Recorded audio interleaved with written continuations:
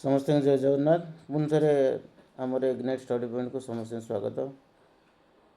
ଆଜିର ଆମର ଆଲୋଚନାର ବିଷୟ ହେଲା ଅଷ୍ଟମ ଶ୍ରେଣୀର ସଂସ୍କୃତ ବହିର ମାତୃଭକ୍ତ ଚାଣକ୍ୟ ବିଷୟଟି। ତାକୁ ଭଲ ଭାବରେ ଆମେ ଆଲୋଚନା କରିବା। ଶିଶୁ ଆରମ୍ଭ କରିବା ଆମେ। ଶିଶୁ ଚାଣକସ୍ୟ ମାତ୍ରା ସହ ସମ୍ଭାଷଣ। ଶିଶୁ ଚାଣକସ୍ୟ ମାତ୍ରା ସହ ସମ୍ଭାଷଣ। ଆମେ ଏଠି ପଢ଼ିବା ମାତୃଭକ୍ତ ଚାଣକ୍ୟ। ଚାଣକ୍ୟଙ୍କର ମାତୃଭକ୍ତି ବିଷୟରେ ଆମେ ପଢ଼ିବା। ଯେତେବେଳେ ବାଲ୍ୟ ଅବସ୍ଥାରେ ଥିଲେ ଚାଣକ୍ୟ, ତାଙ୍କର ମାଆଙ୍କ ସହ କିଛି କଥାବାର୍ତ୍ତା ହେଲା ସମ୍ଭାଷଣ ମାନେ ହେଲା ଆମର କଥୋପକଥନ ବା କଥାବାର୍ତ୍ତା। ଚାଣକ୍ୟ ପଚାରୁଛନ୍ତି ତାଙ୍କ ମାଆଙ୍କୁ, ମାତଃ ତ୍ୱଂ କ୍ରନ୍ଦସି। ଚାଣକ୍ୟ ପଚାରିଲେ ତାଙ୍କ ମାଆଙ୍କୁ, ମା ତୁମେ କାନ୍ଦୁଛ? ମାତା କହିଲେ, ଅମ୍ ପୁତ୍ର ତବ ସୌଭାଗ୍ୟଂ ଦୃଷ୍ଟ୍ୱା କ୍ରନ୍ଦାମି। ଅମ୍ ପୁତ୍ର,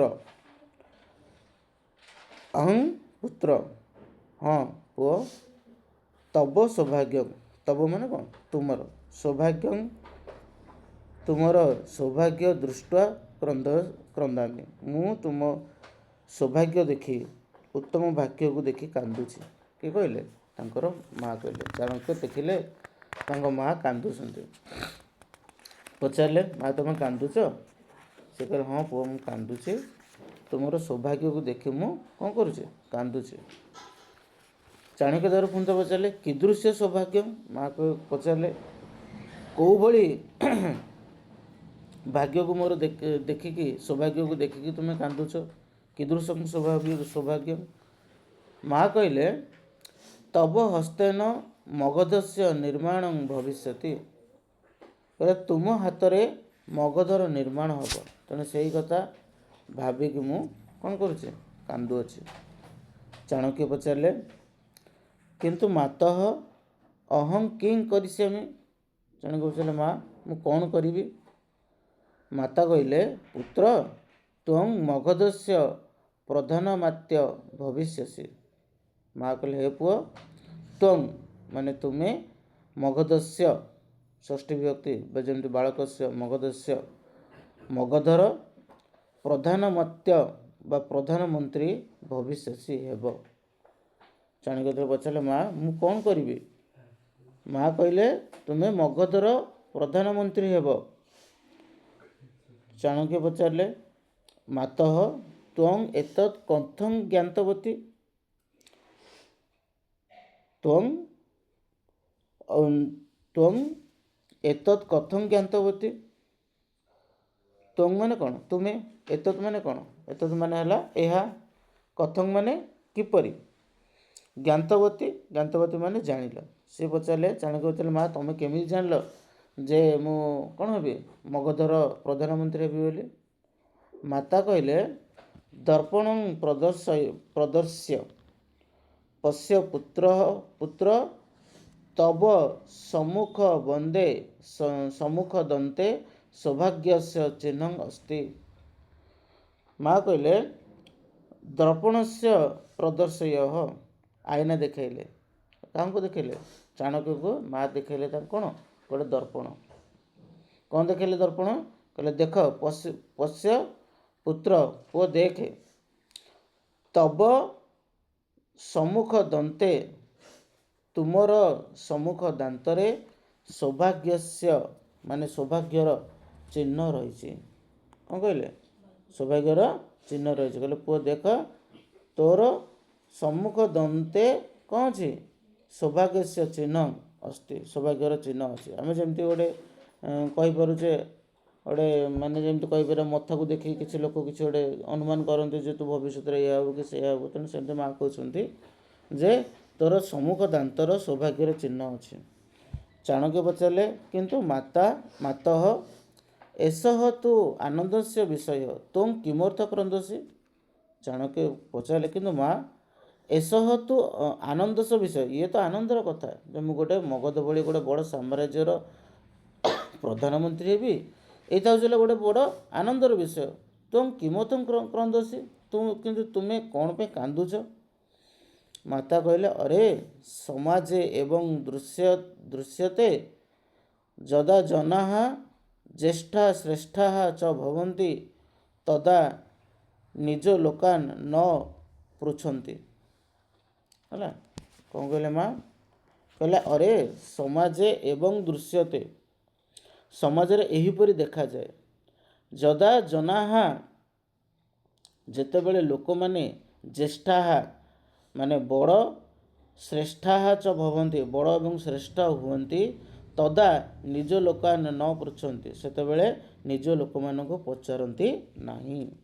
ଯେତେବେଳେ ଚାଣକ୍ୟ ପଚାରିଲେ ମା ମୁଁ ଯଦି ଗୋଟେ ମଗଧ ଭଳି ବଡ଼ ସାମ୍ରାଜ୍ୟର ଯଦି ମୁଁ ପ୍ରଧାନମନ୍ତ୍ରୀ ହେବି ତାହେଲେ ତ ଇଏ ଖୁସିର କଥା, ତୁମେ କାନ୍ଦୁଛ କ'ଣ ପାଇଁ? ସେ କହିଲେ ପୁଅ ସମାଜ ଏବଂ ଦୃଶ୍ୟତେ, ସମାଜରେ ଏହିପରି ଦେଖାଯାଏ ମାନେ ଏଭଳି ପ୍ରଚଳିତ ଅଛି ଯେତେବେଳେ କୌଣସି ଲୋକ ଯଦା ଜନାଃ ଜ୍ୟେଷ୍ଠାଃ ଶ୍ରେଷ୍ଠାଃ च ଭବନ୍ତି ତଦା ନିଜ ଲୋକାନ୍ ନ ପୃଚ୍ଛନ୍ତି, ଯେତେବେଳେ ଲୋକମାନେ ବଡ଼ ଏବଂ ଶ୍ରେଷ୍ଠ ହୋଇଯାଆନ୍ତି ସେତେବେଳେ ସେମାନେ ନିଜ ଲୋକମାନଙ୍କୁ ପଚାରନ୍ତି ନାହିଁ। ତଥୈବ ବିସ୍ମରନ୍ତି ଏବଂ ଭୁଲି ଯାଆନ୍ତି ମଧ୍ୟ, ସେମାନେ ନିଜ ଲୋକମାନଙ୍କୁ ନ ପଚାରିକି କ'ଣ କରିଯାଆନ୍ତି? ଭୁଲି ଯାଆନ୍ତି। ତଥୈବ ତ୍ୱଂ ମାଂ ବିସ୍ମରୟସି, ଏଣୁ ଏହିପରି ତୁମେ ମଧ୍ୟ ମୋତେ ଭୁଲିଯିବ। ଏସା ହି ମମ ଦୁଶ୍ଚିନ୍ତା, ଆଉ ଏଇଟା ହିଁ ମୋର ଦୁଶ୍ଚିନ୍ତା ବା ମୋର ଦୁର୍ଭାବନା, ମୁଁ ଏଇଭଳି ଭାବରେ ଭାବୁଛି। ଇତି କଥୟିତ୍ୱା ଦୁଃଖଂ ପ୍ରକଟିବତି, ଏଇଭଳି କଥା କହି ମା ନିଜର ଦୁଃଖ ପ୍ରକଟ କଲେ। ଯେତେବେଳେ ଆମେ ପ୍ରଥମରୁ କ'ଣ ପଢ଼ିଲେ ଯେ ମା ବସିଥିଲେ କାନ୍ଦୁଥିଲେ, ଚାଣକ୍ୟ ପଚାରିଲେ, ଚାଣକ୍ୟଙ୍କର ବାଲ୍ୟ ଅବସ୍ଥା, ଚାଣକ୍ୟ ପଚାରୁଛନ୍ତି ଯେ ମା ତୁମେ କ'ଣ ପାଇଁ କାନ୍ଦୁଛ? ସିଏ କହିଲେ ପୁଅ ତୁମେ ହେଉଥିଲା କ'ଣ ମଗଧ ଭଳି କ'ଣ ହେବ ସମ୍ରାଟର ପ୍ରଧାନମନ୍ତ୍ରୀ ହେବ, ମଗଧର ସାମ୍ରାଜ୍ୟର ପ୍ରଧାନମନ୍ତ୍ରୀ ହେବ। ମା ସେଇ ଚାଣକ୍ୟ କହିଲେ ଇଏ ତ ଖୁସିର କଥା, ତାହେଲେ ତୁମେ କାନ୍ଦୁଛ କ'ଣ ପାଇଁ? ସେ କହିଲେ ମା କ'ଣ କହିଲେ? ମା କହିଲେ ଯେ ସମାଜରେ ଏଇଟା ନିୟମ ଅଛି ବା ଏଇଟା ସମାଜରେ ମଧ୍ୟ ଦେଖାଯାଇଛି ଯେତେବେଳେ କୌଣସି ଲୋକ ଶ୍ରେଷ୍ଠ ଏବଂ ବଡ଼ ହୁଏ ସେ ତା'ର ନିଜ ଲୋକମାନଙ୍କୁ କ'ଣ କରିଯାଏ ନା ଭୁଲିଯାଏ। ତେଣୁ ତୁମେ ଯେତେବେଳେ ବଡ଼ ହେବ ଏବଂ ଏହି ପ୍ରକ୍ରିୟା ରାଜ୍ୟର ମାନେ ପ୍ରଧାନମନ୍ତ୍ରୀ ହେବ ସେତେବେଳେ ତୁମେ ମଧ୍ୟ ମୋତେ ଭୁଲିଯିବ। ତେଣୁ ଏଇ କଥା ଭାବିକି ମୁଁ କ'ଣ କରୁଛି ନା ମନ ଦୁଃଖ କରୁଛି। ଯିବା ତାପରେ ଆଗକୁ। ତାପରେ ଚାଣକ୍ୟ ପଚାରିଲେ ଏବଂ ବା କ'ଣ ପଚାରିଲେ? ଏବଂ ବା ତର୍ହି ପଶ୍ୟ, ଏବଂ ବା ତ୍ରହି ପଶ୍ୟ ଇତି କଥୟନ୍ ବାଲଃ ଚାଣକ୍ୟଃ ପ୍ରସ୍ତରେଣ ଦନ୍ତଂ ଉତ୍ପାଟିତବାନ୍। ଏବଂ ବା କ'ଣ ଏହିପରି? ମା କ'ଣ ସତରେ? ସେ ଯେତେବେଳେ ପୁଣି ଚାଣକ୍ୟଙ୍କୁ ସେ ପଚାରିଲେ ମା ତମେ କେମିତି ଜାଣିଲ ଯେ ମୋର ସୌଭାଗ୍ୟ ଅଛି ବୋଲି? ଭଲ, ସେ କ'ଣ କହିଥିଲେ? କହିଲେ ଦର୍ପଣ ଦେଖୁନୁ ତୋ ଦାନ୍ତରେ ସୌଭାଗ୍ୟର ଚିହ୍ନ ଅଛି, ହେଲା। ତେଣୁ ସେ କ'ଣ କହିଲେ? ସେ ଯେତେବେଳେ କହିଲେ ମୋ ଦାନ୍ତରେ କ'ଣ ଅଛି ସୌଭାଗ୍ୟର ଜଣାପଡ଼ୁଛି ଯେ ମୁଁ ହେବି କ'ଣ ହେବି? ମଗଧର ପ୍ରଧାନମନ୍ତ୍ରୀ ହେବି ଏବଂ ହେଇସାରିଲା ପରେ ମୋ ମାଆକୁ ମୁଁ ଭୁଲିଯିବି। ତେଣୁ ସେ ଚାଣକ୍ୟ କହିଲେ ଏବଂ ବା ଏହିପରି ତ୍ରହି ପଶ୍ୟ ଇତିଂ କଥୟନ୍ ବାଲଃ ଚାଣକ୍ୟଃ ପ୍ରସ୍ତରେଣ ଦନ୍ତଂ ଉତ୍ପାଟିତବାନ୍। ତେଣୁ ବୋଲି କହୁ କହୁ ବାଳକ ଚାଣକ୍ୟ ପଥରରେ ଦାନ୍ତକୁ ଉପାଡ଼ି ଦେଲା। ଯେଉଁ ଦାନ୍ତକୁ ମା ଦେଖେଇଥିଲେ ଯେ ଦେଖେ ଏଇ ତୋ ଦାନ୍ତରେ କ'ଣ ସୌଭାଗ୍ୟର ଚିହ୍ନ ଅଛି, ସେ ଦାନ୍ତକୁ ଶିଶୁ କ'ଣ ଚାଣକ୍ୟ ଉପାଡ଼ି ଦେଲେ ପଥରରେ। କ୍ଷଣେନ ଏବ ମାତୁଃ ଦୁଃଖଂ ଦୂରୀକୃତବାନ୍, ମୁହୂର୍ତ୍ତକରେ ହିଁ ମାଙ୍କର ଦୁଃଖକୁ ଦୂର କରିଦେଲେ। ଏତତ୍ ଦୃଷ୍ଟ୍ୱା ମାତ ଆଶ୍ଚର୍ଯ୍ୟାନ୍ୱିତା ଅଭବତ୍, ଏହା ଦେଖି ମା ଆଶ୍ଚର୍ଯ୍ୟ ହୋଇଗଲେ। ଇତି କଥୟିତ୍ୱା ଦୁଃଖଂ ତସ୍ୟାଃ ନେତ୍ରାଭ୍ୟାଂ ଲୋତକବିନ୍ଦବଃ ନିର୍ଗତାଃ, ତାଙ୍କର ଦୁଇ ଆଖିରୁ ଲୁହ ବିନ୍ଦୁମାନ ବାହାରି ପଡ଼ିଲା। ସିଏ କହିଲେ, ଚାଣକ୍ୟ କହିଲେ ଏଇ ସିନା ମୋ ଦାନ୍ତରେ ସୌଭାଗ୍ୟଟା ଦେଖାଯାଉଛି ବୋଲି ଏତେ କଥା, ମୁଁ ଦାନ୍ତଟାକୁ ଭାଙ୍ଗିଦେଲେ ମୋ ସୌଭାଗ୍ୟ ଦେଖାଯିବନି, ମୁଁ ଆଉ କ'ଣ ହେବିନି? ମଗଧର ପ୍ରଧାନମନ୍ତ୍ରୀ ହେବିନି କି ମୁଁ ମୋ ଆଗକୁ କ'ଣ କରିବିନି? ଭୁଲିଯିବି ନାହିଁ। ତେଣୁ ସେ କ'ଣ କଲେ? ଦାନ୍ତକୁ ଭାଙ୍ଗିଦେଲେ ପଥରରେ ଛେଚିକି, ଏମିତି ବାଡ଼େଇକି ଦାନ୍ତକୁ କ'ଣ କରିଦେଲେ? ଭାଙ୍ଗିଦେଲେ ସେ ଦାନ୍ତଟାକୁ। ଆଉ ମାତା କହିଲେ ପୁତ୍ର ତବ ହସ୍ତେନ ମାତୃଭୂମି ହିଁ ମଙ୍ଗଳେ ଭବିଷ୍ୟତି, ହେ ପୁଅ ତବ ହସ୍ତେନ ତୁମ ହାତରେ ମାତୃଭୂମିର କଲ୍ୟାଣ ହେବ। କ'ଣ ହେବ? ମାତୃଭୂମିର କଲ୍ୟାଣ ହେବ, ମଙ୍ଗଳ ହେବ। ଦେଶସ୍ୟ ଇତିହାସେ ତବ ନାମ ସ୍ଥାୟତି ତୁମ ଦେଶର ଇତିହାସରେ ତୁମର ନାଁ ରହିବ। ଲୋକାହା ତ୍ୱାଂ ସର୍ବଦା ସ୍ମରିଷ୍ୟତି ଲୋକମାନେ ତୁମକୁ ସବୁବେଳେ ସ୍ମରଣ କରିବେ, ମନେ ରଖିବେ। ଏତଦ୍ ମମ ଆଶୀର୍ବଚନଂ ଏଇଟା ହିଁ ମୋର ତୁମ ପ୍ରତି କ'ଣ ଆଶୀର୍ବାଦର ବାଣୀ ବୋଲି ତାଙ୍କ ମା ତାଙ୍କୁ କ'ଣ ଦେଲେ? ତାଙ୍କ ମା ତାଙ୍କୁ ଆଶୀର୍ବାଦ କଲେ ଯେ ତୁମର ନାଁ କ'ଣ ଦେଶର ଇତିହାସରେ ଲେଖାଯାଉ। କାଳାନ୍ତରେ ଏସହ ଚାଣକ୍ୟ କୌଟିଲ୍ୟ ରୂପେଣ ଖ୍ୟାତ ଅଭବତ୍। ଏଇଭଳି ଭାବରେ ସମୟକ୍ରମେ ଏହି ଚାଣକ୍ୟ ହିଁ କୌଟିଲ୍ୟ ରୂପେ ପ୍ରସିଦ୍ଧ ହେଲେ। ସହ ରାଜନୀତି ଶାସ୍ତ୍ରାଣୀ ଅର୍ଥଶାସ୍ତ୍ରାଣୀ ଚ ସଂସ୍କୃତେ ରଚିତବାନ୍ ନନ୍ଦ ବଂଶସ୍ୟ ବିଲୋପଞ୍ଚ କୃତବାନ୍। ଏହିପରି ଭାବରେ ସେ ରାଜନୀତି ଶାସ୍ତ୍ରମାନ ଓ ଅର୍ଥଶାସ୍ତ୍ରମାନ ସଂସ୍କୃତରେ ଲେଖିଲେ ଏବଂ ନନ୍ଦ ବଂଶର ଧ୍ୱଂସ ମଧ୍ୟ କରିଦେଇଥିଲେ କିଏ? ଚାଣକ୍ୟ। ଚନ୍ଦ୍ରଗୁପ୍ତସ୍ୟ ହସ୍ତେ ଶାସନ ଭାରଂ ଅର୍ପିତବାନ୍ ଏବଂ ଗୁପ୍ତଙ୍କ ରାଜ୍ୟର ହାତରେ ଶାସନ ଦାୟିତ୍ୱ ଅର୍ପଣ କରିଥିଲେ।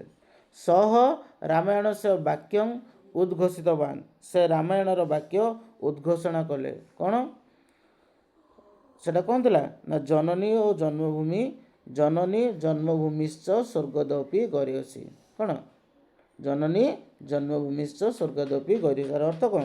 ନା ଜନନୀ ଓ ଜନ୍ମଭୂମି ସ୍ୱର୍ଗଠାରୁ ମଧ୍ୟ ବଡ଼ ଅଟେ। ଜନନୀ ଜନ୍ମଭୂମିଶ୍ଚ ସ୍ୱର୍ଗଦପି ଗରିୟସୀ।